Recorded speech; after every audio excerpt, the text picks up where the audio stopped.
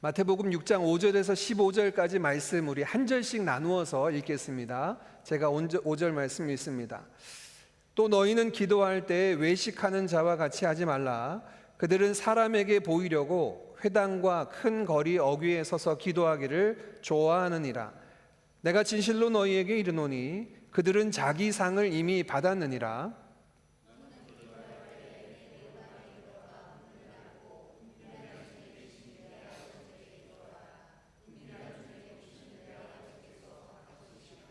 또 기도할 때 이방인과 같이 중언부언하지 말라.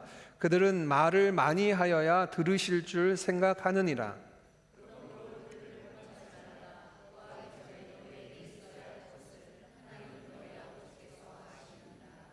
그러므로 너희는 이렇게 기도하라. 하늘에 계신 우리 아버지여, 이름이 거룩히 여김을 받으시오며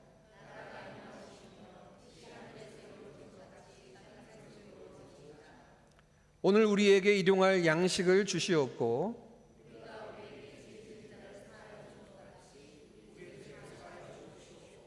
우리를 시험에 들게 하지 마시옵고 다만 악에서 구하시옵소서. 나라와 권세와 영광이 아버지께 영원히 있사옵나이다. 아멘.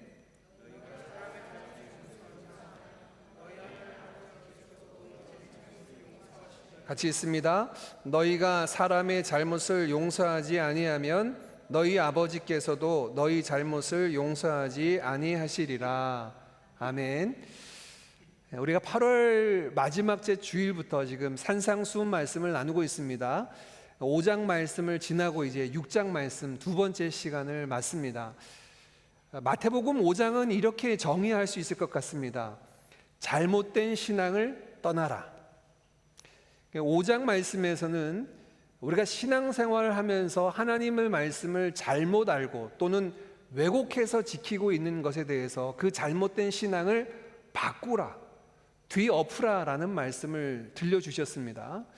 6장에 오면 좀 예수님의 말씀의 내용이 바뀝니다. 잘못된 신앙이 아니고요, 껍데기 신앙을 떠나가라, 껍데기 신앙을 벗어버리라는 말씀을 하고 있습니다. 이 둘의 큰 차이는 6장의 말씀에서 예수님께서 예로 들어두신 구제와 기도와 금식 또 물질을 사용하는 부분 안에서 그 삶을 살아가는 것은 잘못된 건 아니에요.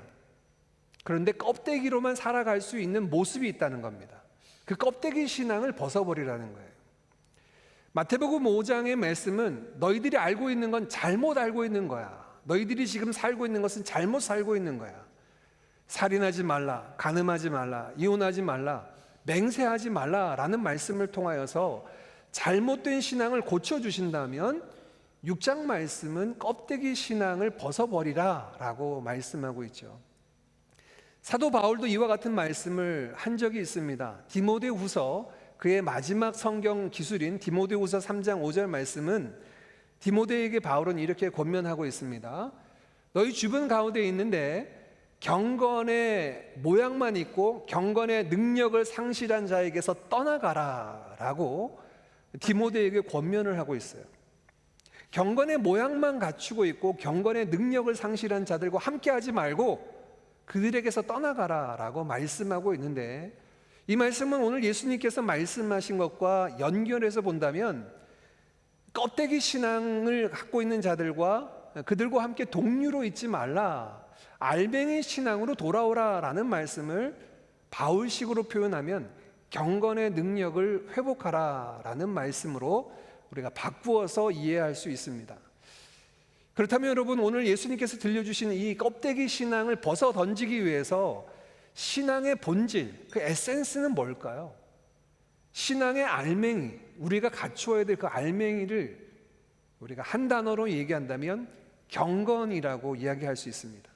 그래서 우리 지난주에 함께 살폈는데요, 예수님께서 마태복음 6장에 말씀하시는 구제, 기도, 금식, 11조 등 물질을 사용하는 부분, 이 모든 것들이 무엇과 관련이 되어 있냐면 유대인들이 그 당시에 살아가고 있던 경건의 삶과 연결이 되어 있습니다.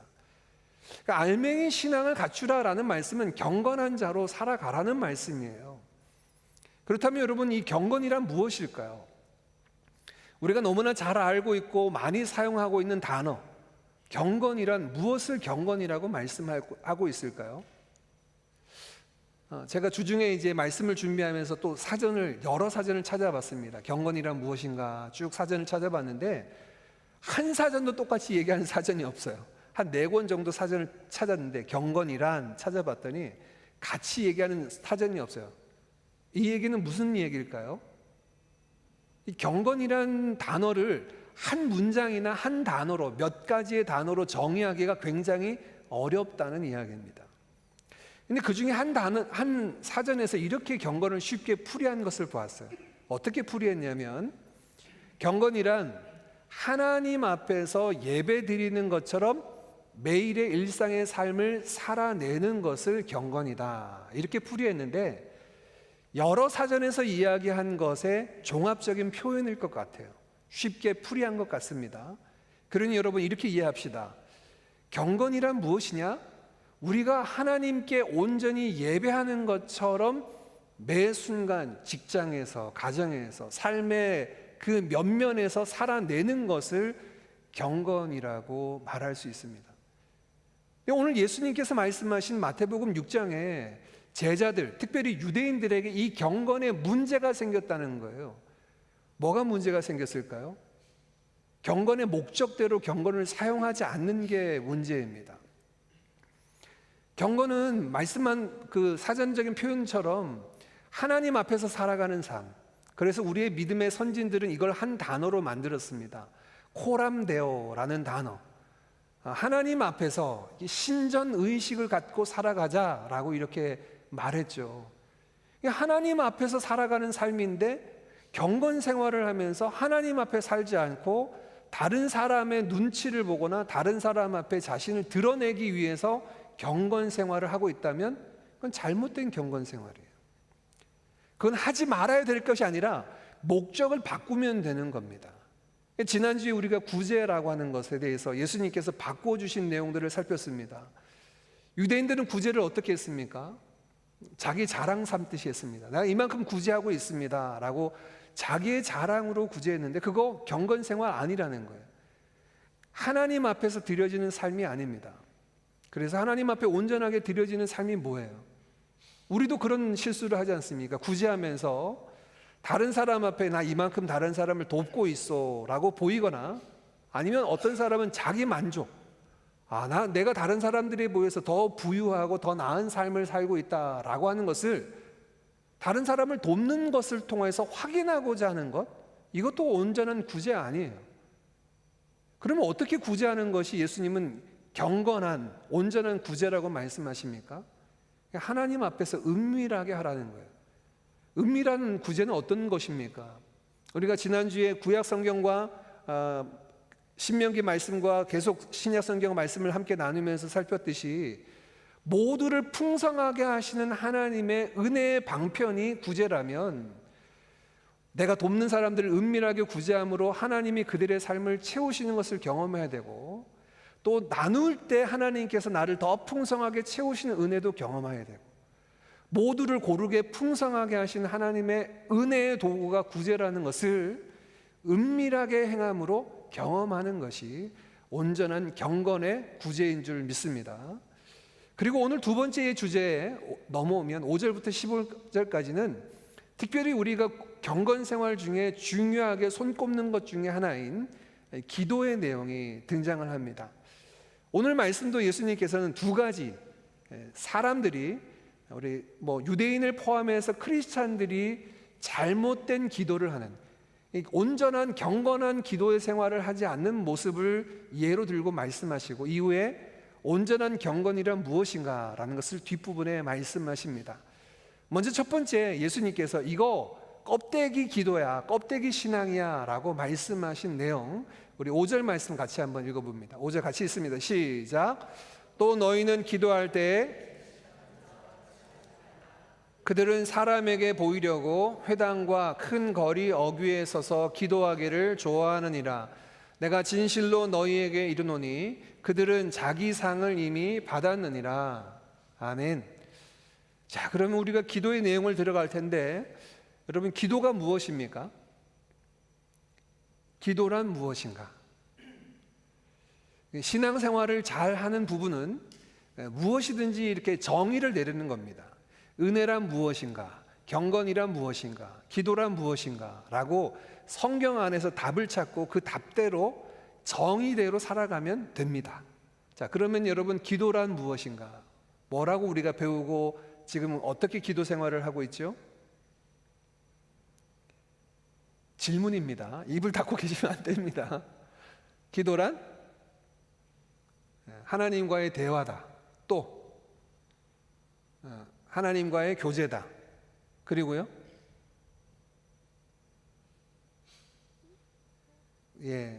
점심에 꿀을 드시고 오신 줄로 알겠습니다. 보통 우리가 기도를 영혼의 호흡이다, 이렇게 이야기를 하죠. 기도에 대한 많은 표현들이 있습니다. 지금 여러분과 나누었던 앞의 부분 크게 두 가지요. 기도는 하나님과의 대화, 기도는 하나님과의 교제라고 이렇게 정의하는 것이 대다수인데요.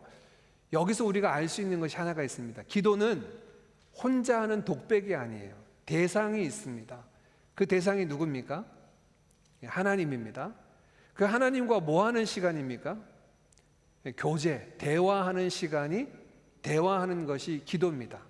자, 이 기도의 정의를 여러분 기억하시고 다시 한번 5절을 보겠습니다. 5절에 경건하게 기도하는 사람들이 왜 껍데기 기도인지 말씀하시는 내용들을 한번 찾아볼까요? 이렇게 기도하지 말라 말씀하신 것이 왜 이것이 잘못된 기도인가? 그들은 기도하는 대상이 누구입니까? 지금 5절 말씀에서 지금 잘못된 기도하는 사람들의 대상, 기도의 대상이 누구예요? 사람들에게 보이려고 기도해요. 그들은 하나님에게 기도하는 게 아니면 이 기도를 하긴 하는데 기도의 대상이 하나님이 아닌 사람입니다. 사람에게 보이려고 기도하고 있어요. 자, 기도의 내용이 무엇입니까? 사람에게 보이려고 기도하니까 기도의 내용이 하나님과의 대화가 아니라 무엇을 보이려고 지금 기도하는 거예요? 자기 수준입니다. 내 수준이 어느 정도인지 보여주려고 기도하는 거예요. 그래서 이 사람들은 회당에서나 큰 거리 어귀에 서서 기도하기를 좋아한다. 하나님 앞에 경건하게 기도하는 것처럼 보이지만 사실은 하나님 앞에 기도하는 것이 아니라 사람에게 기도하는 목적, 이유는 자기를 내보이려고, 자신의 무엇을 보이려고 합니까? 나는 당신들보다 이렇게 나은 수준의 신앙생활을 하고 있어. 나는 당신들보다 이렇게 많은 성경의 지식들을 가지고 있어. 나는 당신들보다 결이 다른 신앙생활을 하고 있어. 다른 사람들과는 다른 나의 어떤 특별한 것을 보여주려고 사람에게 기도하는 모습들, 이것이 지금 잘못된 기도의 모습이라는 거예요. 기도하는 것처럼 보이지만 껍데기 신앙이라는 겁니다. 여러분, 우리에게는 혹시 이런 껍데기 기도, 껍데기 신앙의 모습은 없습니까? 기도로 한번 폭 좁혀놓고 한번 우리가 얘기를 해볼까요?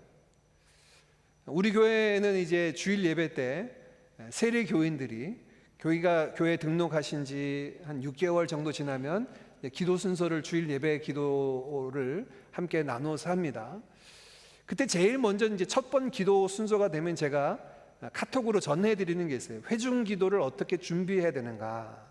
이게 이제 기도 준비에 대한 내용을 2장짜리를 보내드립니다. 이거 잘 읽어보시고 주일 예배 기도 준비해 주십시오라고 일주일 내지는 2주일 전에 제가 알려드립니다. 읽어보고 준비하라고. 근데 그 회중 예배 기도의 준비 내용의 핵심이 뭐냐면, 한마디로 얘기하면 사람 앞에 기도하지 말고 하나님 앞에 기도하도록 준비하십시오, 이 내용입니다. 우리 껍데기 기도는 아닌데요, 그럴 위험성들이 우리에게 찾아오는데 어떤 때냐면 개인 기도할 때는 그런 위험성이 안 찾아옵니다. 그러나 예배 기도를 맡았다든가 아니면 어떤 모임을 마칠 때 기도를 한다든가 이럴 때 어떻게 우리의 마음속에 유혹이 찾아오냐면 사람에게 들려지는 기도, 사람에게 보이려고 하는 기도를 나도 모르게 하는 경우들이 있어요. 그런 경우는, 그래서 제가 미리 알려드리는 거는 일주일 동안 뭘 준비해야 되냐면 단에 올라와서 회중 기도로 기도를 하지만 사람 의식하지 않고 하나님 앞에만 기도할 수 있도록 준비하십시오, 안내를 드리는 거예요. 이게 이제 우리가 주의해야 될 부분들이죠. 목사인 저도 그렇습니다. 목사인 저도 껍데기 기도할 때가 있어요. 제가 그럴 때 언제 화들짝 놀래냐면 이제 보통 이제 신방 가서 기도할 때 이런 유혹과 위험성을 제가 느끼는데, 한번 이런 경우가 있었습니다. 어려움이 있는 가정에 가서 제가 신방을 하면서 예배를 드리고 기도를 하고 있었습니다. 저는 진짜 하나님 앞에 또는 뭐 누구 앞에 거짓 없이 정말 제 온 마음을 다해서 다 이 가정을 위해서 하나님의 은혜가 필요하고 하나님의 도우심이 필요하고 하나님의 열어주심이 필요하고 정말 힘을 다해서 기도하고 있었는데, 거짓 없이 진심으로 기도했습니다. 뭐 제가 그 앞에 계신 분에게 들려지기 위해서 기도한 건 아닙니다. 제 마음을 담아서 기도하고 있는데 갑자기 제 마음에 어떤 감정이 쑥 지나가냐면, 내가 이 기도를 가지고 앞에 어려움 당한 사람을 위로하려고 하는 건 아닌가 하는 마음이 훅 지나가는 거예요. 이 목사가 주의해야 될 껍데기 기도입니다. 이 목사들은 기도를 통하여 앞에 있는 사람을 위로하거나 기도를 통하여서 앞에 있는 사람에게 교훈하거나 교육하려고 하는, 이거 주의해야 됩니다. 왜냐하면 여러분 좀 전에 고백한 것처럼 기도의 정의가 뭐예요? 하나님과 나누는 대화이고 하나님과의 교제라면 하나님 앞에 드려져야 되는데 자꾸 사람을 의식하게 되는 거예요. 자꾸 사람의 귀에 들려지는 기도를 하려고 하는 겁니다. 이런 위험성, 이런 유혹들은 우리에게 순간순간 찾아오는 거예요. 오늘 예수님께서 말씀하신 이 내용들요. 그렇다면 이 껍데기 신앙, 껍데기 기도를 벗어던지기 위해서는 우리는 어떻게 해야 할까요? 예수님께서 들려주신 처방전이 6절입니다. 우리 6절 말씀 같이 읽어봅니다. 시작.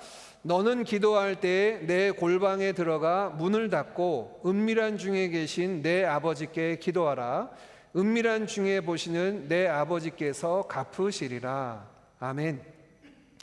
예수님께서 껍데기 기도를 벗어던지는 처방전으로 말씀하신 게 골방 기도입니다. 골방 기도. 근데 이제 한글 단어가 골방이라고 번역을 하더니까 이 골방 기도를 오해하시는 분들이 계세요. 제가 한국에서 이제 목회할 때인데, 강남에서 이제 목회할 때인데, 부목사로 사역하면서 어느 집에 신방을 갔는데, 집 이제 자가입니다. 자가를 자랑하시면서, 목사님 제가 우리 집을 다시 이렇게 리모델링하면서 기도실을 하나 만들었습니다라고 이제 기도실을 보여주시는 거예요. 그래서 여기가 제 골방입니다. 너무 좋더라고요. 개인이 기도할 수 있도록 집을 레노베이션 하면서 그렇게 기도실을 만들어 놓는 건 너무 좋아요. 근데 이제 보니까 이제 진짜 말씀한 대로 그 골방을 만들어 놓으셨더라고요. 근데 성경에서 말하는 이 골방은 그 골방이 아닙니다. 뭐냐면 문을 닫고, 골방에 들어가 문을 닫고 라고 되어 있잖아요. 지금 우리의 집을 생각하시면 안 됩니다. 이 당시 유대인 사회에선 집에 문이 없습니다. 방에 문이 없는 것이 보통입니다. 보통 2층으로 지어져서 1층은 뭐 낙이나 염소 등 짐승들이 살 수 있도록 해놓고 2층으로 올라가서 이제 방을 이렇게 나누어 쓰는 경우들이 많았는데요. 이러다 보니까 문이 없는 방들이 대부분이에요. 근데 그 중에 이제 문을 달아놓는 방은 중요한 방입니다. 무엇인가 중요하게 보관하거나 무엇인가 중요하게 놔둬야 할 필요가 있을 때 그때 이제 문을 달아놓는 거죠. 그러니 골방이라고 해서, 골방 기도라고 해서 저 구석진 방으로 생각하시면 안 됩니다. 이 골방 기도는 반드시 필요한 게 뭐냐면 문이에요. 골방에 들어가서 문을 닫고, 이 문 닫으라는 얘기예요. 그럼 예수님께서 말씀하신 골방 기도는 장소 차원을 이야기하는 게 아니란 얘기합니다. 무엇을 얘기하는 거예요? 다른 사람을 피하라는 겁니다. 문을 닫으라는 거예요. 다른 사람에게 들리지도 다른 사람에게 보이지도 않는 그 장소로 가서 은밀한 중에 계신 내 아버지께 기도하라는 거예요. 오직 하나님과 독대하는 그 시간을 가지라는 겁니다. 사람에게 보이지도 사람에게 들리지도 않는 그 장소로 나아가라는 거예요. 그러면 은밀한 중에 보시는 내 아버지께서 갚으시겠다 말씀하시는 거예요. 껍데기 기도를 벗어던지는 방법이 무엇입니까? 골방 기도예요. 사람들을 만나지 않는 기도입니다. 사람들을 보지 않는 기도예요. 여러분의 골방을 찾으셔야 됩니다. 저는 이제 한국에서 목회할 때 제가 찾은 골방 중에 하나가 기도원이었습니다. 왜냐하면 뭐 제가 뭐 예배당에 가서 기도를 하든 어디에서 기도를 하든 이 기도하는 게 보이니까. 근데 기도원에 여러 사람이 모인다 하더라도 저를 알아보는 사람이 없어요. 그러니 제가 어떤 기도를 하든 뭐 어떻게 모습으로 기도하든 너무 편한 거예요. 기도원에 갇혀서 같이 회중들과 묻혀서 기도할 때가 전 제 나름의 어떤 골방이었습니다. 또 제가 목회하면서 우리 교회에서 같이 기도할 때 특별히 오늘 예배 마치고 설교 마치고도 합심 기도합시다 할 때 제가 찬양을 이제 반주를 하게 하잖아요. 우리가 기도할 때 보통 찬양을 크게 틀거나 반주를 하는 내용도 여러분에게 골방을 만들어 드리는 거예요. 옆에 사람 기도가 들리지 않도록, 내 기도도 다른 사람에게 들리지 않도록 골방을 만들어 드리는 겁니다. 그렇게 하나님과 독대하시라고요. 그렇게 하나님 앞에 나아가면요, 다른 사람에게 보이기 위해서 거추장스러운 거 갖출 필요가 없어요. 벌거벗은 대로 다 나갑니다. 하나님, 제 수준이 이 모양입니다. 제가 여전히 이 모습입니다. 저는 하나님의 은혜가 필요한 존재입니다. 이 벌거벗은 채로 은밀한 중에 계신 그 하나님 앞에 나아가게 됩니다. 두 번째, 예수님께서 말씀하신 껍데기 기도, 껍데기 신앙 두 번째 내용 7절입니다. 우리 7절도 같이 읽어봅니다. 시작. 또 기도할 때 이방인과 같이 중언부언하지 말라. 그들은 말을 많이 하여야 들으실 줄 생각하느니라. 아멘. 자, 예수님께서 말씀하신 껍데기 기도 두 번째는 아예 타이틀을 붙여서 말씀하십니다. 이방인의 기도다. 이방인의 기도다라고 말씀하고 있어요. 이 이방인의 기도에 관해서 7절 말씀하시면서 이방인의 기도의 특징은 두 가지가 잘못되어 있는, 첫 번째는 기도의 대상이 잘못되어 있습니다. 그들은 참되신 하나님 앞에 기도하지 않고 자기들이 만든 또는 그 사회가 만들어낸 가짜 신 앞에 기도하죠. 두 번째, 기도의 목적도 다릅니다. 여러분이 이야기한 것처럼 기도를 하나님과 교제의 수단으로 쓰지 않고 이 7절 말씀에 보면 그들은 기도를 무엇으로 쓰고 있냐면 소원 성취 도구로 쓰고 있습니다. 이방인의 기도를 중언부언하는 기도다라고 이야기를 하고 있는데요. 왜 중언부언하고 기도하느냐? 그들은 말을 많이 하여야 들으실 줄 않는다. 이방인 기도의 특징은 들려지는 기도를 한다는 거예요. 우상에게, 헛된 신에게 들려지는 기도를 하는데 왜 들려져야 됩니까? 응답받기 위해서요. 자기의 소원을 성취하기 위해서 기도하는 거예요. 들려질 때까지 계속해서 반복해서 100일 기도든 1000일 기도든 그렇게 공들여서 기도를 하는 거예요. 왜요? 말을 많이 하면 또는 정성을 많이 쌓으면, 공덕을 많이 쌓으면 들으시고 응답하실 것으로 생각하니까. 그러면 예수님께서 말씀하신 껍데기 기도 두 번째 내용은 앞의 내용과는 좀 다릅니다. 기도하는 이유와 목적에 관한 내용이에요. 기도에 대한 내용인데 이방인의 기도는 기도의 대상도 잘못되었지만 기도의 목적과 내용을 뭐냐면 하나님 앞에 나와서 기도하는데 소원 성취하려고, 내가 원하는 거 다 들어달라고 소원 성취하는 식의 이방인의 기도, 이 껍데기 기도라고 이야기하는 거예요. 자, 이 이방인의 기도의 특징을 중언부언이라고 이야기합니다. 이게 한자어인데요, 중이 거듭중자입니다. 거듭해서 하는 말, 부자는 뜰부자, 이 가벼울 부자입니다. 가벼운 말들입니다. 그래서 아래 영어 성경책을 보시면 meaningless repetition이라고 되어 있어요. 의미 없이 반복하는 기도예요. 의미 없이 반복해서 하는 기도, 이게 중언, 거듭해서 하는 가벼운 말의 기도인데요, 이방인들이 하는 기도 중에 이게 주문을 외는 것들이 보통 그렇죠. 계속 의미를 두지 않고 마음을 싣지 않고 계속 반복만 하며 기도하는 내용들을 이렇게 표현하는 겁니다. 기도의 목적, 소원 성취하려고, 내가 원하는 것 이루어 드리려고. 근데 예수님 왜 이거를 잘못된 기도라고 얘기하고 있죠? 저와 여러분 그렇게 하나님 앞에 하나님의 은혜를 구하고 도우심을 구하고 그렇게 지금 기도하는 것 아닙니까? 그럼 우리가 하는 기도도 지금 이방인의 기도인가요? 아닙니다. 예수님의 처방전을 보면 이게 무엇이 잘못되었고 무엇이 다른가가 나오는데, 우리 8절 말씀도 같이 읽어보겠습니다. 같이 읽습니다. 시작. 그러므로 그들을 본받지 말라. 구하기 전에 너희에게 있어야 할 것을 하나님 너희 아버지께서 아시느니라. 아멘.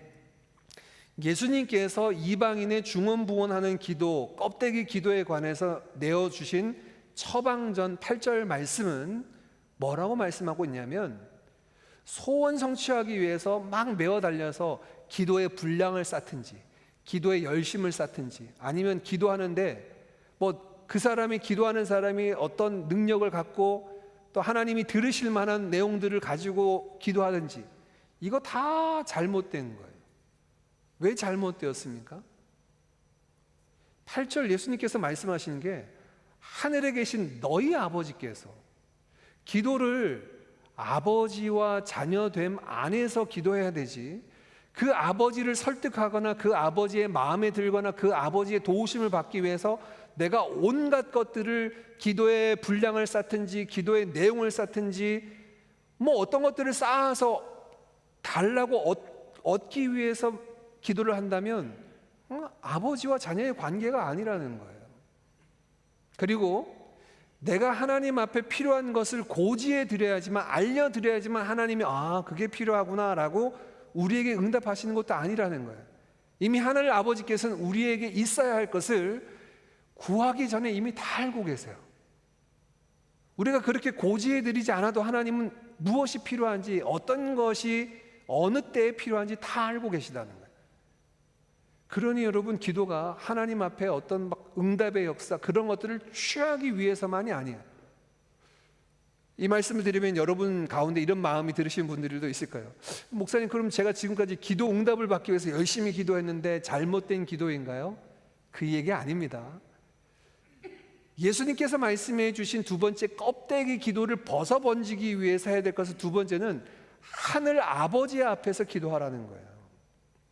우리는 하나님의 은혜 없이는 한순간도 살아갈 수 없는 존재들입니다. 예, 맞습니다. 그래서 하나님의 은혜를 날마다 구해야 돼요. 성령 충만함을 구해야 되고, 삶을 살아가면서 필요한 모든 것들을, 일용할 양식까지라도 하나님 앞에 구해야 되는 존재들입니다. 예수님께서 그거 부인하시지 않았어요. 문제는 기도의 대상자를 우리의 하늘 아버지로 여기고 있느냐는 거예요.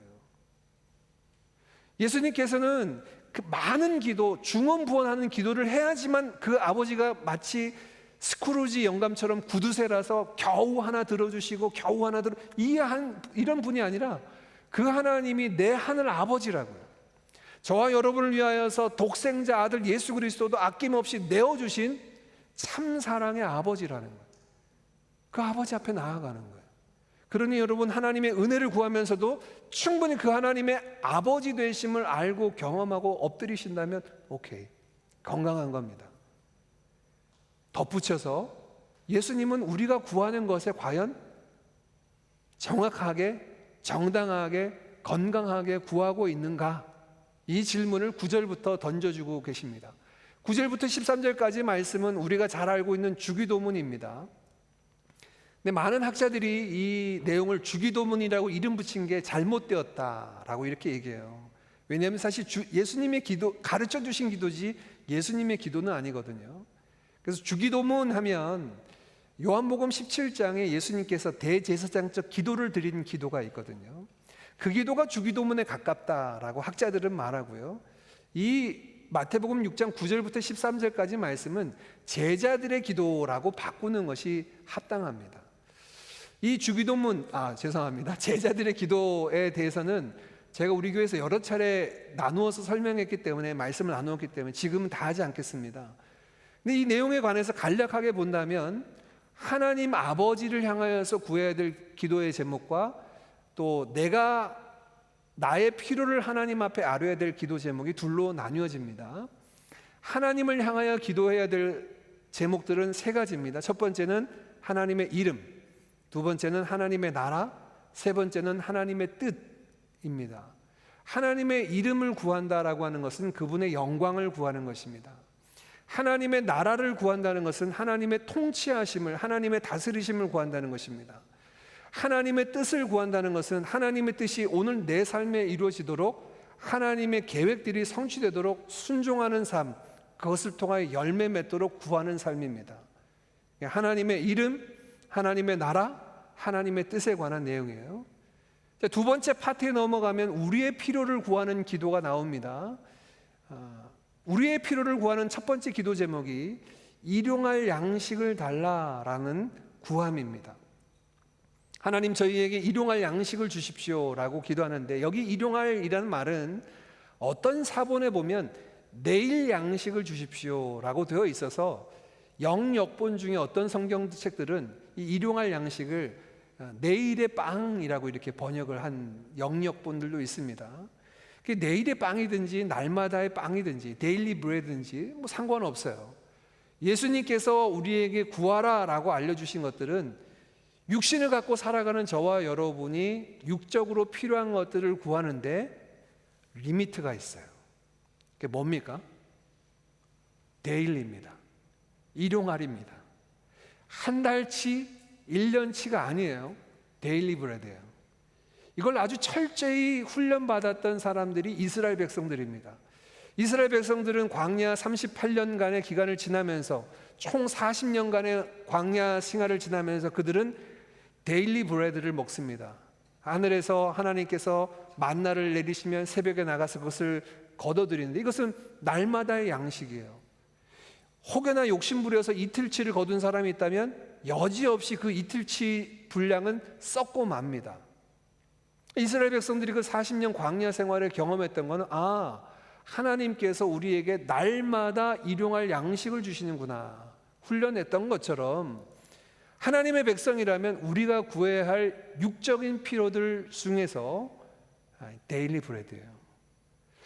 신자가 하나님 앞에 구하면서 뭐 부자 되고 높게 되고 뭐 내가 빌 게이츠처럼 내가 부자가 되고 싶습니다, 뭐 그렇게 쌓으려고 하는 거 아니고요. 우리가 필요한 양의 육체적인 삶을 필요한 정도는 데일리 브레드에 관한 이야기를 들려주고 계신 겁니다. 두 번째 우리의 필요는 하나님 앞에 죄 사함을 구하는 기도인데요. 이게 참 표현이 우리 한글 성경들은 이렇게 번역이 되었는데, 아까 여러분들 영어 성경책을 읽었겠지만, 우리가 우리에게 죄 지은 자를 사하여 준 것처럼 우리의 죄를 사하여 주옵시고 라고 우리는 이 기도를 합니다. 그런데 정확하게 헬라어나 영역본들은 이거를 빚으로 debt라고 번역을 합니다. 그게 옳습니다. 자, 저를 잘 보십시오. 우리가 죄를 인식할 때, 죄가 뭐냐라고 할 때 아주 손쉽게 생각하는 게 빚입니다. 빚. 죄는 빚이에요. 갚아야 됩니다. 반드시 지불해야 될 것들이 있어요. 그래서 원어상에 보면 예수님께서 뭐라고 이야기했냐면, 한글 성경은 순서도 좀 어순 때문에 바뀌었는데 예수님이 이렇게 직역하면 이렇습니다. 하나님 아버지, 우리의 빚을 용서해 주십시오. 우리가 우리에게 빚진 자의 빚을 용서해 준 것처럼요. 이게 어순입니다. 헬라어 어순이에요. 하나님, 우리의 빚을 탕감해 주십시오. 우리에게 빚진 자의 빚을 우리가 탕감해 준 것처럼. 죄는요, 빚입니다. 죄는 반드시 그 값이 요구되는 빚이에요. 그런데 보십시오. 이 제자들의 기도를 불신자들에게 가르쳐 주신 게 아니에요. 제자들에게 이렇게 기도하라고 말씀하신 거예요. 그럼 신자인 우리는 우리가 날마다 짓는 죄에 대해서 이게 빚이구나, 갚아야 될 빚이구나 생각하고 하나님 앞에 예수 그리스도의 십자가 그 은혜 앞에 내어놓고 그 빚에 대해서 탕감받도록 요청하는 기도가 필요합니다. 요한일서 1장 9절 말씀에, 너희가 만일 너희 죄를 자백하면 그는 미쁘시고 의로우사 우리의 죄를 사하시고 모든 불의에서 너희를 깨끗하게 하시겠다. 사도 요한을 통하여 말씀하셨잖아요. 저와 여러분 하루하루 살아가면서 계속 빚을 지고 있는 겁니다.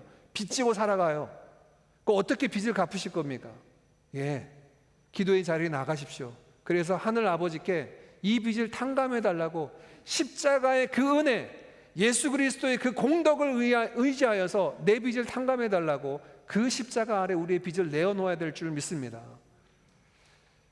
세 번째 우리의 필요를 구하는 기도는 유혹에 빠져 범죄하지 않도록 우리를 지켜달라는 protect, 우리를 지켜주십시오라고 하는 기도예요.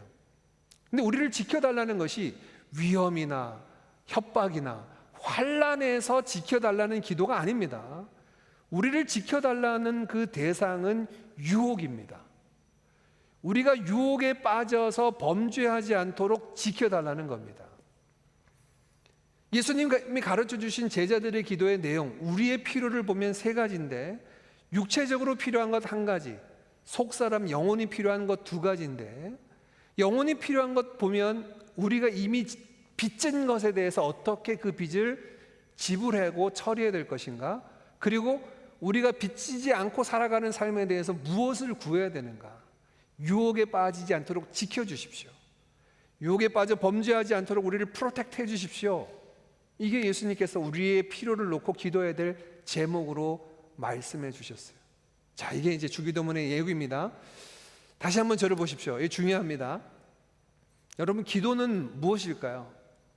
예수님께서 지금 껍데기 기도, 껍데기 신앙 가라 말씀하시고, 알맹이 신앙, 경건의 능력을 소유한 기도자로 서라 말씀하시면서 알려주신 게 뭐냐면, 이렇게 기도하라는 기도의 내용입니다.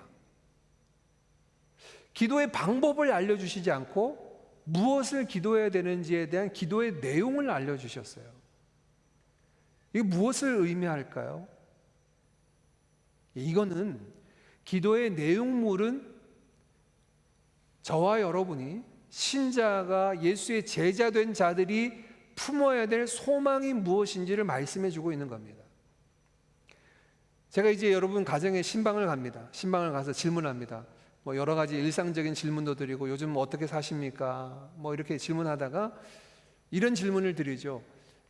이 가정에 기도 제목이 무엇이 있습니까? 라고 질문을 드리면 이제 여러분 기도 제목들을 저한테 들려주십니다. 어려움을 만난 것도 들려주시기도 하시고 들려주시는데, 그 기도 제목들을 제가 이렇게 보면, 또 올해 이제 우리가 송구 영신 예배 드리면서 제가 여러분 각 가정의 기도 제목을 다 받았지 않습니까? 그 여러분의 기도 제목, 각 가정의 2026년 가정의 기도 제목 붙여진 그 카드의 내용은 여러분이 이 한 해 이루고 싶은 소망이 그곳에 담겨져 있어요. 기도는 신자들이 무엇을 소망하는가라고 하는 소망의 표현입니다.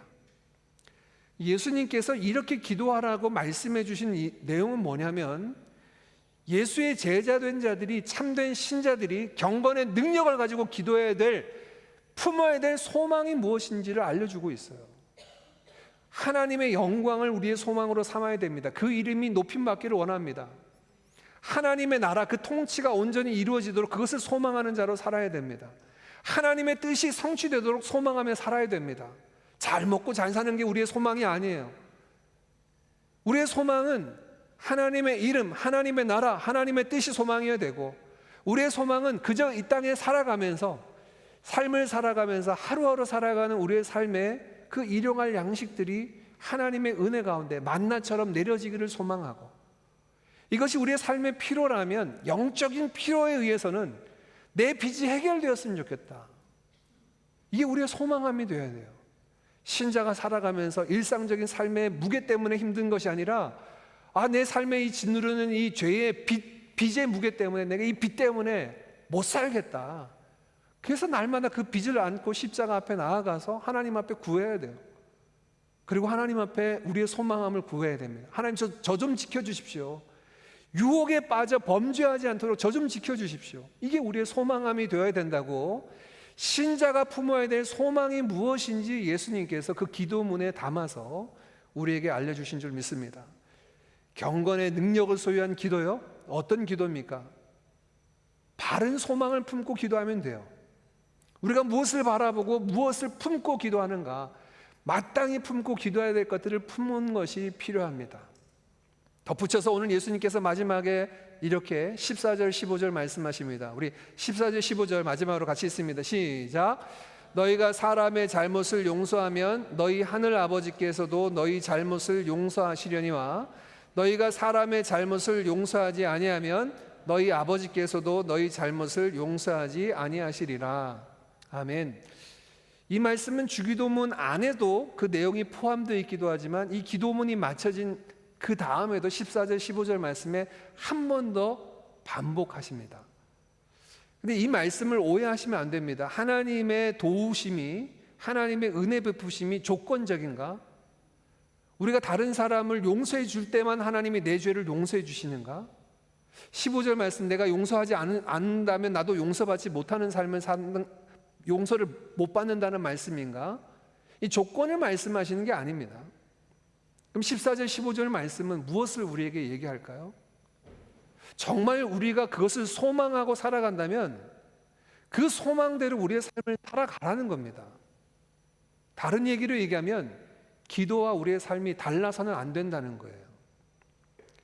기도와 우리의 삶이 달라서는 안 된다는 겁니다. 하나님 앞에 죄사함을 구하고 내가 내 이 빚을 청산하기를 원합니다 이야기하면서 내 삶 속에서 빚진 자에 대해서 대하는 태도가 다른 건 그 이율배반적이잖아요. 하나님 앞에 날마다의 양식을 구하면서 일상생활에서는 더 가지려고 하고 더 모으려고 하고 더 움켜쥐려고 살아가고 있다면 기도와 삶이 다른 겁니다. 그거 껍데기 기도라는 거예요. 예수님께서 이 기도의 가르침의 마지막 14절 15절 말씀에 경고하시는 것은 너희가 기도한 대로 살아라는 겁니다.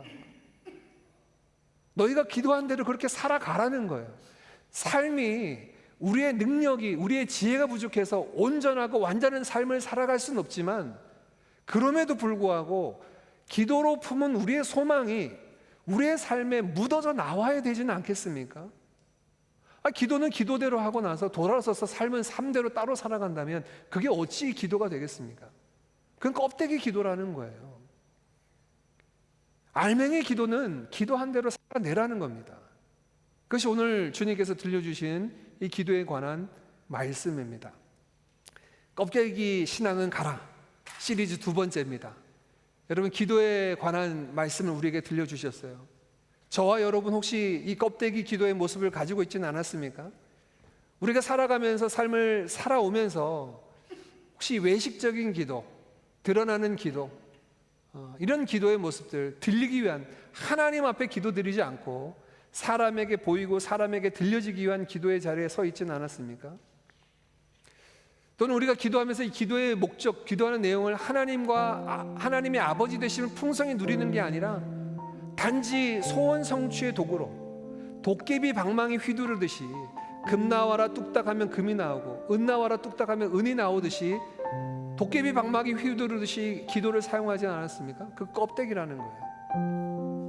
하나님의 아버지 되심을 경험하는 기도, 그리고 하나님 나라와 그 영광을 소망하며 바르게 세워진 기도, 그 참된 기도의 자리, 경건의 능력을 소유한 기도의 자리로 나아가는 우리 모두가 되어지기를 주님의 이름으로 축복합니다. 함께 찬양 드리겠습니다.